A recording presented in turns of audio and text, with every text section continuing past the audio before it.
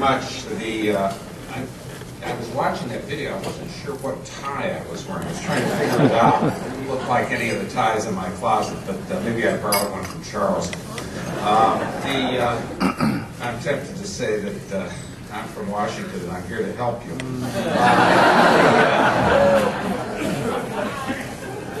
But perhaps you are here to help us in Washington.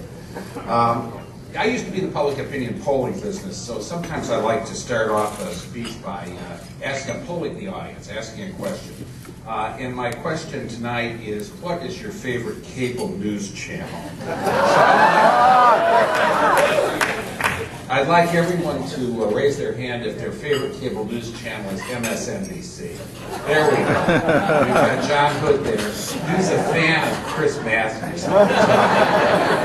I've actually known Chris for more than 30 years, and I have to say one very positive thing about Barack Obama, which is that he is the first male to send a tingle of Chris Matthews. Are you sure? CNN. How many favorite of CNN? Ups. Yeah. The problem is that Larry King's, the last member of Larry King's audience died last year. And how many like Fox News channels?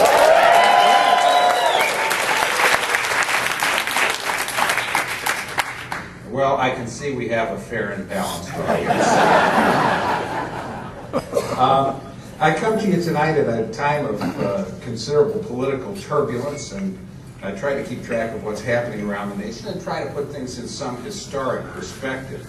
And as I see it, we're in the midst of a period that I call period of open field politics, where the politicians are moving around, where the voters are moving around, where opinion is highly volatile, as we say. And we've been really here in that kind of mood since 2005. Between 95 and 2005, voting behavior was very constant. People basically just voted the same way every year, and the real question was, could you turn out more of your people than the other side? At very small margins. We were a 49% nation. I mean, I remember being at Fox News Channel on Election Day 2000, and we got in the first tranche of exit polls then at about 12:45 p.m., and I looked at the results from all the target states, and they all seemed to be very close. And I had a two-word comment, of which I will share only the first word with you, which was, oh. This is going to be the longest election night ever. It turned out to last 36 days. That really changed in 2005. It changed the apparent lack of success in Iraq, the tragedy of Hurricane Katrina, led voters away. They fell away. George W. Bush lost support, not so much on the basis of ideology, but on the basis of competence or perceived incompetence. Voters who had been heavily Republican moved towards the Democrats or stayed away from the polls. And so we had Democratic majorities in Congress were elected in 2006. And in 2008, the Democrats won the White House with the largest majority in popular vote majority in 20 years, and supermajorities in Congress. But the public didn't stop moving at that point. We still continue to be in a period of open field politics. You may have read that the political philosopher James Carville, sort of up there with John Locke, I think. Actually, I've known James for more than 20 years, and I've actually been with him on one or two occasions when he was calm.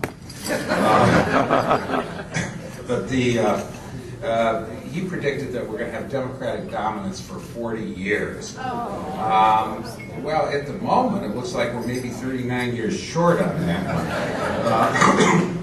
In any case, but the fact is that opinion has continued to shift, and I think what we're seeing now is that voters, American voters, are rejecting the Obama Democrats. Pardon me. There's a real rejection.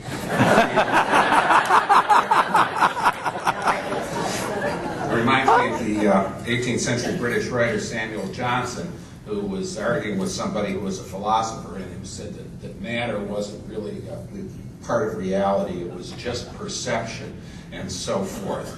And Johnson insisted this was nonsense. And then Johnson went and kicked a rock and said, I refute it thus. But the American people, and we are an American people, not a European people, have rejected that. And I think it's not on the grounds of competence, but on the grounds of ideology. I think we're seeing pretty clearly that voters have rejected the big government policies of the Obama administration and Democratic congressional leadership. And I think that's a pretty strong verdict. I mean, Americans have been faced this last 16 months for the first time in at least a quarter century, probably 40 years, with the realistic possibility that government was going to be vastly expanded, that was going to reshape and take control of auto companies, financial institutions, healthcare delivery, and so forth, that we were going to see a massive expansion of government. And while voters, before 2008, when you asked them about some of these programs, they sort of said, well, maybe that would be nice. They gave somewhat positive responses. They weren't really thinking hard about it because there was no realistic possibility those kind of things could be enacted. You had a Republican Congress since 1994. You had a Republican president for 8 years from 2000 to 2008.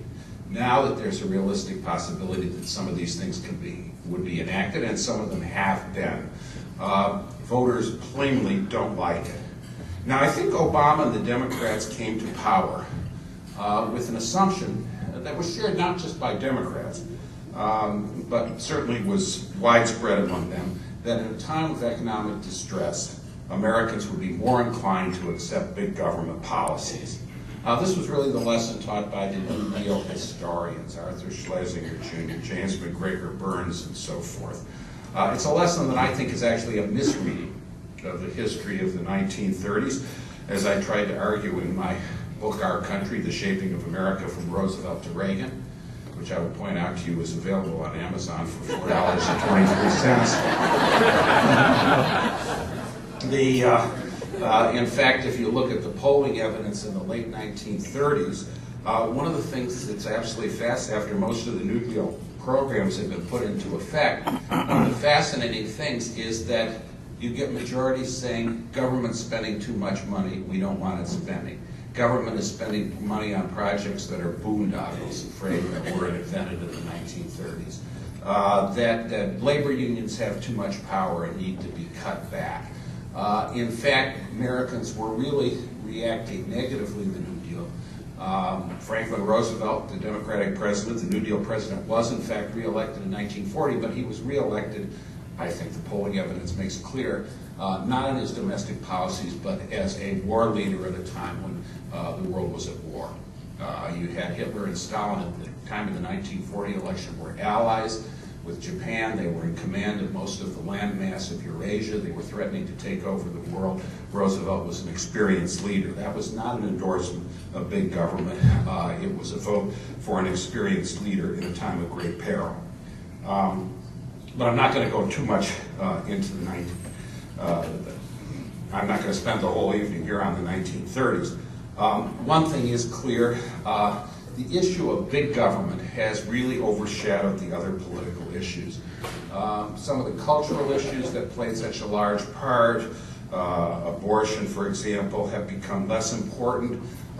They've only been really raised in connection with the health care bill, and they've been raised in a way that is most favorable in public opinion to abortion opponents, that is whether taxpayers should pay for abortion.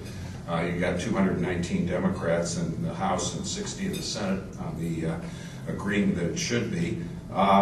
Foreign policy has been swept to the side, although it's interesting that Obama gets the highest, some of his highest ratings on Iraq and Afghanistan, where he has followed the Bush policies rather more than his campaign rhetoric suggested. That's an interesting fact. But the fact is